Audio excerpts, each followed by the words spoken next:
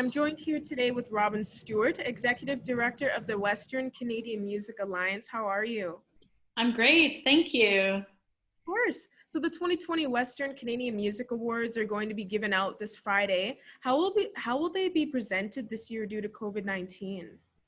Well, we're partnering with CBC to do a bit of a pre-show on CBC Winnipeg Radio 98.3 on the program Up to Speed, where they'll be announcing 3 winners in the hours between 3 and 6 as a lead-up sort of teaser leading into it. And starting at 6 o'clock, we'll have the full program with all the awards being announced streamed through our Facebook Live as well as on our delegate platform. So we're coming to homes with wherever you are safely. And how can people tune in to watch the award ceremony in case they don't know? Yeah, they can go to Breakout West Facebook page, and that's where we'll be showing it live and chatting with everybody watching and checking out the winners and celebrating them. And we'll be joined also by past winners, partners, and so forth, who will be announcing the various winners throughout the program. And since the event will be live streamed this year, will there be performances still involved for viewers to watch? We will have a few performances by nominees. They're all pre-recorded just to make sure that they have all their tech all ready. I think we've all learned that there are lots of ways to do it online, but we want to eliminate any what ifs and make sure that these artists are having the most stress-free performance they can. Mm-hmm. And has there been lots of obstacles to get through this year since the pandemic to be able to have this ceremony? There has. It was always our intention this year, interestingly enough, to change how we present the awards. And so we were a bit up in the air to begin with, but the pandemic has really directed how we needed to do that for this year. And we'll see how it works and then see how we reinvent next year. Our goal really is to celebrate the artists, nominees and winners, and to reach them as well as their fans in great ways. So, yes, it pivoted. I think understandably it changed, but I think we're going to accomplish some really great celebrations of Western Canadian music anyway. And do you believe there will still be lots of support, like people showing support and tuning in, even though it's online this year? Mm-hmm. I do. Typically we present our awards because our event moves around in the city where we're hosting. We obviously share through press releases and through socials who those winners are and celebrate them. But in this way, I think we could have a bigger reach because we aren't in one city. We're effectively nowhere and everywhere at the same time.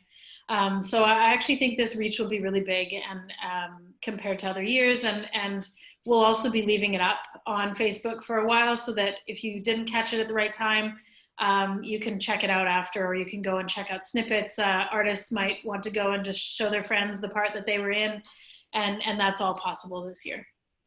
And now this is the 18th year for the Western Canadian Music Awards. How impressive has it been to see how many nominees there are to represent the talent in Western Canada? Oh, it's absolutely incredible. I mean, our cycles of nominees go obviously with releases of albums and what people are working on, but this year's nominees was one of the hardest I've seen in terms of choices for the jurors. Each of our categories have professional juror level or groups who review them, and then also voting by the Music Industry Association members for several categories. And we are not involved with that, so it was really exciting to me to see who came down to the short list of nominees and get really excited about them, because it was probably one of the most exciting years for me to see who the nominees were in the end. There was so many incredible acts up. Mm-hmm. And why do you personally believe that these awards are important and the Western Canadian Music Alliance organization is essential for artists here? Well, I think there's a number of reasons. I think when an artist applies to an award program or any juried program, the first step is that they're getting their music viewed by professional jurors. So that's industry in the same category, professional that they are, people who are seeing their music and getting that new reach. So that's the first step. And then celebrating the nominees and further the winners. Really, I think it helps just build the excitement and the recognition around what those artists are doing and getting recognized for it.